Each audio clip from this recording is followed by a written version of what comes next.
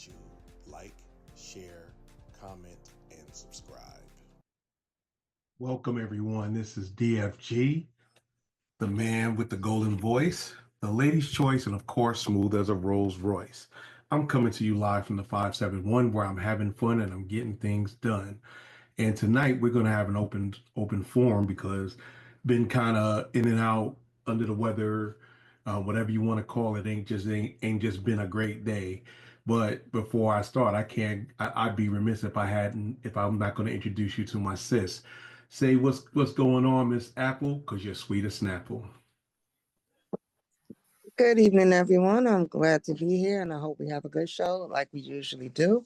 And I'm coming in from the NYC, and I want to just greet everybody and hope we have some interesting topics. I'm a little out of it today, but I'm hoping that I'll tighten it up by the time we get into it.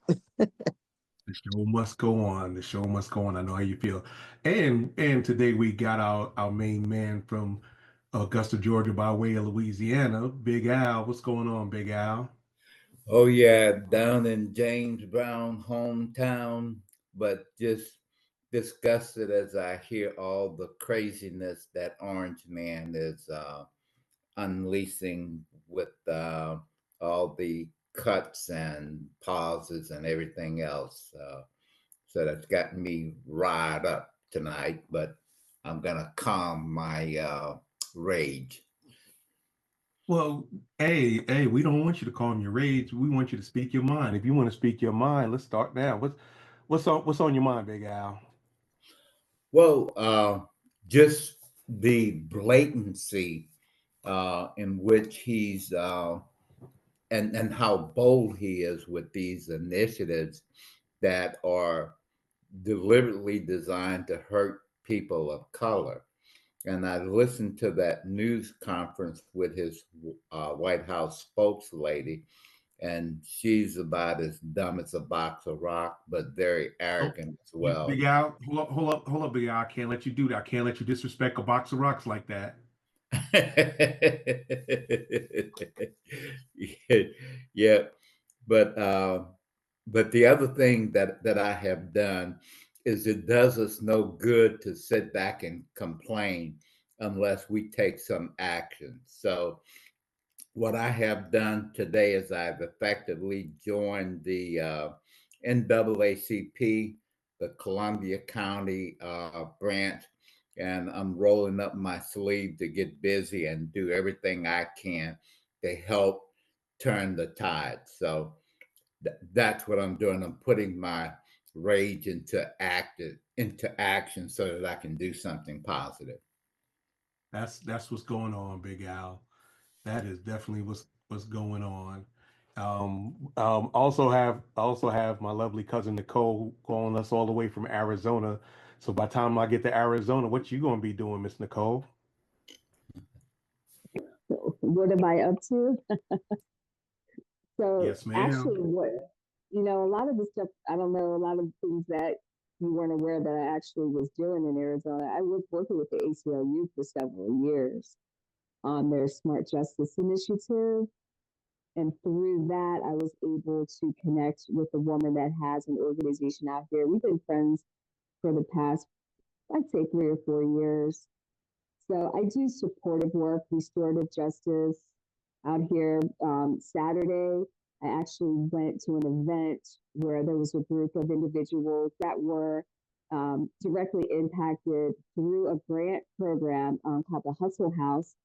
They were actually able to get their small businesses up and going and have funding. And they're actually doing quite well.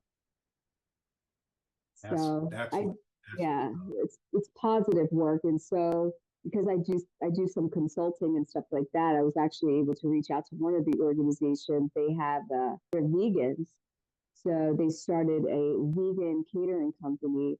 And I reached out to them and let them know if they need some additional consulting and stuff like that, I'm available. So that's what I'm working on right now over here in Arizona. hey, we all got to pitch in because these next 3 years and 358 days are going to be telling on whether we're the United States or where how can I say this, cream-coated colorist, a Stan, and coming also joining us on my last two co-hosts, the fabulous Miss Beanie up there in the Binghamton, New York area, and my favorite girl, the Chocolate Pearl, who never, by the way, never told me if she liked her commercial or not. What's going on? What's going on, Beanie? I see you coming home after a long day of hard work. Just got off of work. I'm glad I made it. Hello, everyone. Hey, that's what's going on. That's what's going on. You know, I appreciate you every day. Chocolate Pearl, what's going on? You late?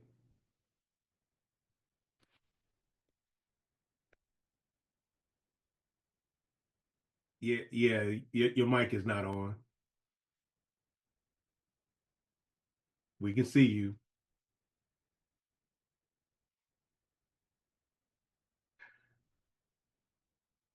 You off to There we go. unmute. Got it. I was going to say, are you having a fight with technology right now? I'm having a fight with technology because first it came on my watch instead of coming on on my phone.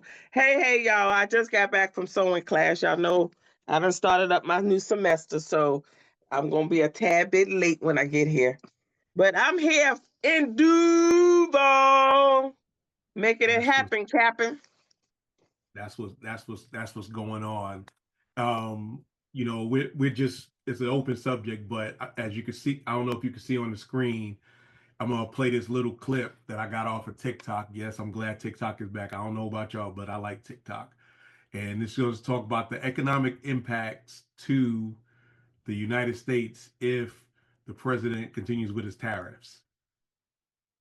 What if Canada, Mexico, Panama, Greenland, and Denmark cut ties with the US, especially under Trump's current policies? First, the US would lose $774 billion in trade, cut off with Canada alone, with $421 billion in imports, including 60% of US crude oil needs. Without Canadian oil, gas prices could skyrocket by 30%, costing Americans an extra $1.2 trillion annually. Mexico, the US's largest trading partner, supplies $800 billion in goods, including 40% of auto parts. A sudden halt would cripple US manufacturing, costing 2 million jobs and $150 billion in GDP losses. Panama's control of the Panama Canal is critical. If the US loses access, shipping costs could rise by 25%, adding $50 billion annually to import expenses. Greenland and Denmark, though smaller, supply rare earth minerals essential for US tech and defense. A cutoff could disrupt $6.4 billion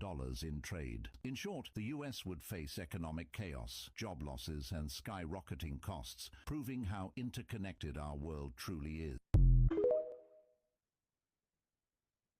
Now that was that I know that was a little short, but that was that's just what I call the back of the envelope costs that are not always seen. We're talking about those are the basic predicted seen costs.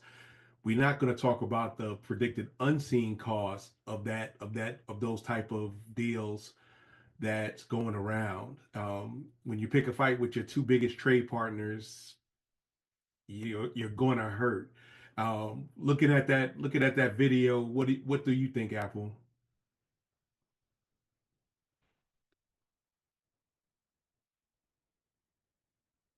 Apple, hello. Oh, I'm sorry. I was having a little trouble too. I think that he's just doing things just to see the reaction because he has no idea the consequences of his actions are going to reap on the rest of us. And he's pick and fight with our biggest importers, and it makes no sense. I That can tell you. he thinks that by doing this is punishing these separate countries, and it's actually punishing us as the middle and lower class of America. The people that make this country run essentially, and it's just ridiculous. I just the programs he's cutting. I think they're gearing up for World War III. I hope it doesn't happen, but that's what I see happening because no one around the world respects him, and he thinks bullying and doing things that he thinks is going to make him look tough is going to, you know, give him I don't know, make him look tough in the face of the world, and it really makes him look like the idiot he is. I'm sorry. I don't know if I'm Well, making sense, but it's just no, it's I'm you're flabbergasted. entitled I to your can't believe opinion. it. You're entitled to your opinion. You agree with Apple's take, Big Al? Oh, yeah. And I'll take it a step farther because I think one of his underlying intentions are to create this civil war within the United States because of all the things that he's doing and all the programs that are designed to hurt people of color. And when people of color start to lose jobs in mass through his elimination of all the DEI programs and other programs that benefit us, we're going to really get angry. And one of the things that I notice is that white people here in Columbia County are getting very bold, like they're doing stuff to try to deliberately provoke, at least with me, to provoke me into retaliating or responding. And they just don't know they're messing with the wrong one because I've Yeah, I got was about to say, yeah, 1954 ain't coming back. that's right. Exactly. But that's part of their intent. So I agree with Apple, and I just don't know, other than God intervening and stepping in, we're heading for chaos and World War III, to include a civil war internally in the United States. Your take on that, Nicole, how your take on that? I mean, God is intervening. He just may not be intervening in how the way that you think he's intervening. Things aren't always how we think they're supposed to look, and we're only at the beginning stages right now. Everything is set up and designed to evoke these very same feelings that we're having right now. So whatever, you know what I mean, the job is being done exactly the way it's supposed to be. This is all by design. This wasn't, you know what I mean? It is. And I think it has people paying more attention now so than ever. I think the ones that were asleep before, even I don't see how you could have been asleep the past 4 years, but even if you were, I think it has people even more awake. Because for one person to have this much control, to be able to invoke this much, that's a lot of power. Yes. That's a lot of power. Yes, I agree. I agree with that. And you know, but this is only this is only 1 week in, right? We're only at the that's why I block. said 3 years and 358 days. Yeah, this is just the starting block, and it has people even more aware. You know, just as quickly as they turned that TikTok off, you see how quickly they turned it off. They can turn stuff off very quickly. The pipe can get shut off quick, and you can see it's getting shut off quick.